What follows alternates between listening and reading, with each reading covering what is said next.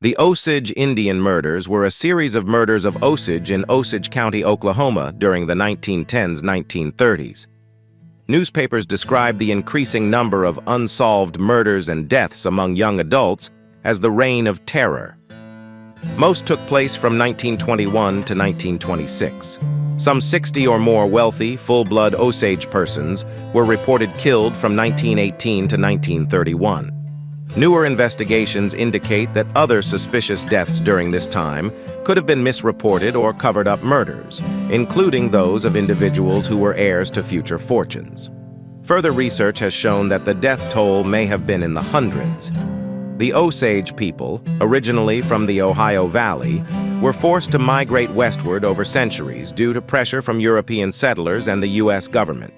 By the early 19th century, the Osage had settled in what is now Missouri, Arkansas, and Kansas. However, continued pressure and encroachment led to further displacement. In 1870, the Osage were coerced into selling their Kansas lands and moved to a rocky, infertile region in northeastern Oklahoma known as the Osage Reservation. At the time, this land was deemed worthless for agriculture, which led to the belief that it would remain untouched by settlers. In an unexpected turn of events, the land that the Osage had been forced to occupy turned out to be incredibly rich in oil. The Osage had wisely retained communal ownership of the mineral rights to their land, a decision that would change their fortunes dramatically. By the early 20th century, oil companies discovered vast reserves of oil beneath the Osage territory.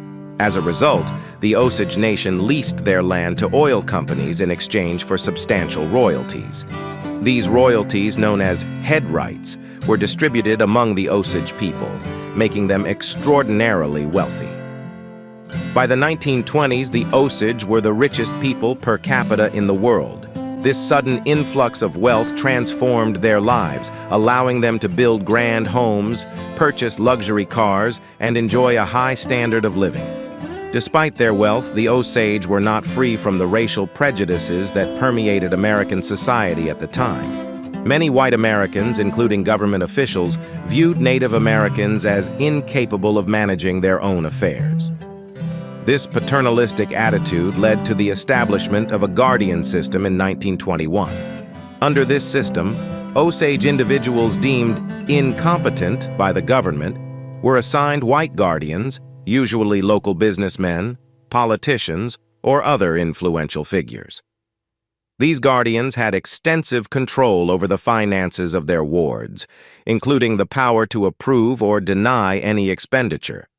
This system was rife with abuse and exploitation, as many guardians saw it as an opportunity to enrich themselves at the expense of the Osage.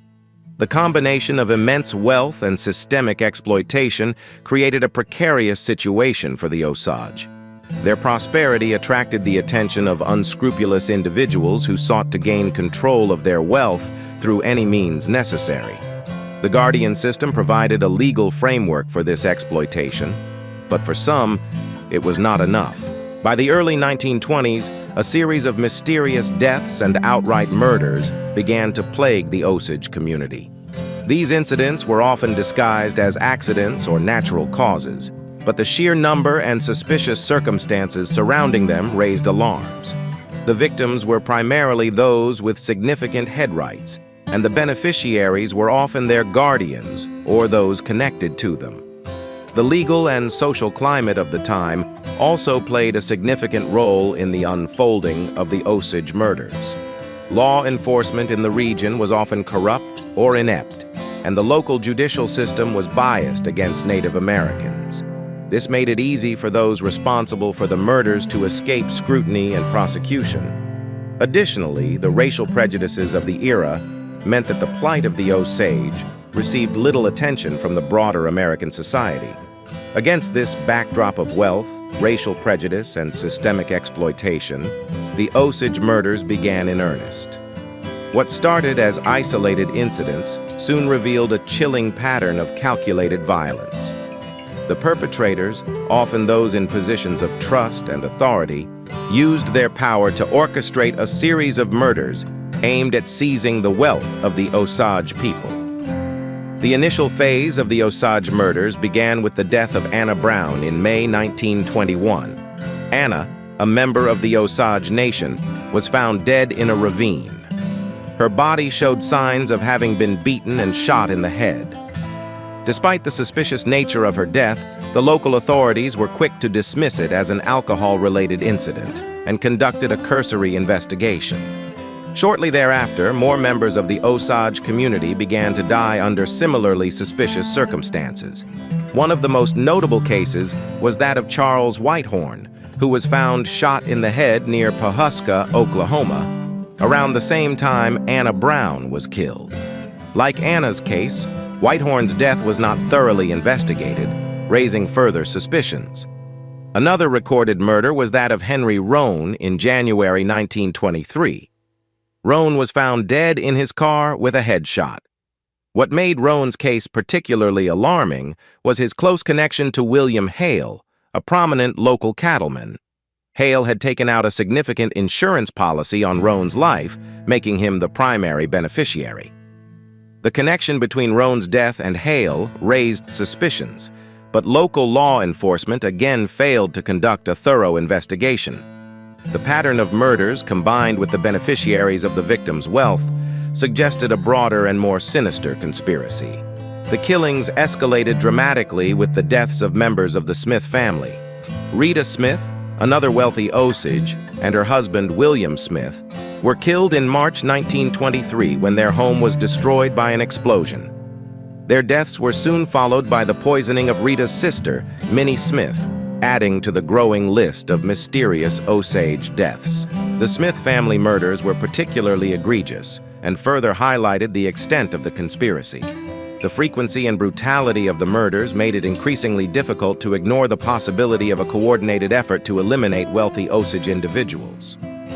Molly Burkhart, an Osage woman, found herself at the center of the unfolding horror. Molly's family members were being systematically killed. Her sister, Anna Brown, was among the first victims. Her other sister, Minnie Smith, died under suspicious circumstances, and her brother-in-law, Henry Roan, was also murdered. Molly herself was married to Ernest Burkhart, the nephew of William Hale. The deaths of Molly's family members were directly tied to their wealth and head rights. As more of her family members died, Molly began to fear for her own life and the lives of her remaining relatives. By 1925, the Osage community was gripped by fear and suspicion.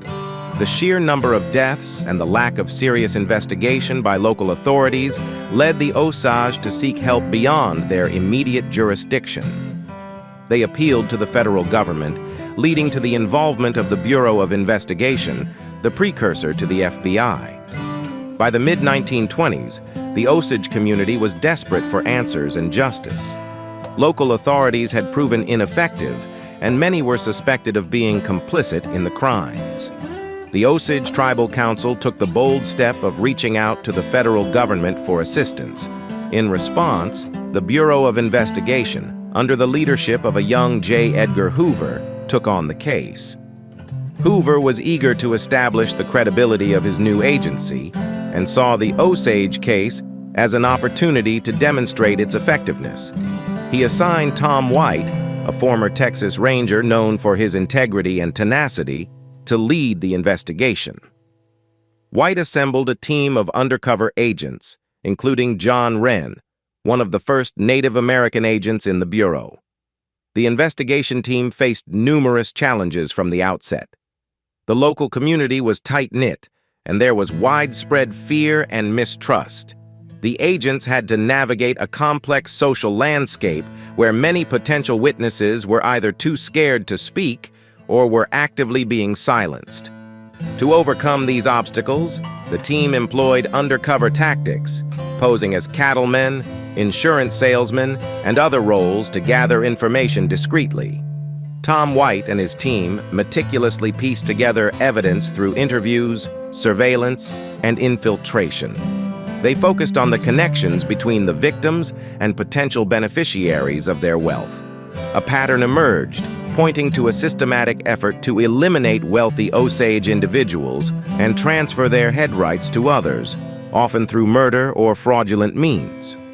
One of the key breakthroughs came from interrogating individuals close to the main suspects. The investigation uncovered a web of corruption involving prominent local figures, including William Hale, a powerful cattleman known as the King of the Osage Hills. Hale had positioned himself as a friend and benefactor to the Osage, but was, in fact, orchestrating many of the murders to gain control of their oil wealth. William Hale emerged as the central figure in the conspiracy. He had ingratiated himself with the Osage community and manipulated the guardian system to his advantage. Hale's primary targets were those Osage individuals with significant head rights. He used various means to gain control of these head rights, including marrying his relatives into Osage families, purchasing fraudulent life insurance policies, and directly orchestrating murders. One of the most damning pieces of evidence against Hale was his involvement in the murder of Henry Roan.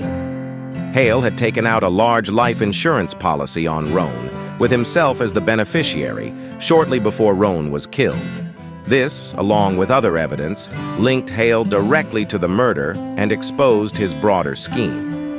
Armed with sufficient evidence, the Bureau of Investigation began making arrests in 1926. William Hale, his nephew Ernest Burkhart, who was married to Molly Burkhart, an Osage woman, and other accomplices were taken into custody. The trials that followed were sensational, attracting national attention and highlighting the depth of the corruption and brutality faced by the Osage. During the trials, the prosecution presented a compelling case that detailed the systematic nature of the murders and the extensive planning involved. Ernest Burkhart, facing overwhelming evidence and the threat of the death penalty, eventually confessed and provided testimony against his uncle, William Hale. This testimony was crucial in securing convictions. William Hale and Ernest Burkhart were both found guilty and sentenced to life in prison for their roles in the murders. Other accomplices also faced justice, though some conspirators were never caught or prosecuted. The convictions brought some measure of justice to the Osage, but the trauma and loss experienced by the community were profound and lasting. The investigation into the Osage murders had far-reaching implications. It exposed the vulnerability of Native American communities to exploitation and violence, leading to increased federal oversight and reforms in the management of Native American affairs. The case also marked a significant moment in the development of the FBI, showcasing the agency's ability to handle complex and high-profile investigations. In recent years, the story of the Osage murders has gained renewed attention through works like David Grann's Killers of the Flower Moon, which delves into the details of the case and its broader implications. The legacy of the Osage murders serves as a stark reminder of the consequences of unchecked greed and prejudice and the enduring need for vigilance in protecting vulnerable communities. Thank you for watching, and don't forget to like, subscribe, and hit the notification bell for more videos.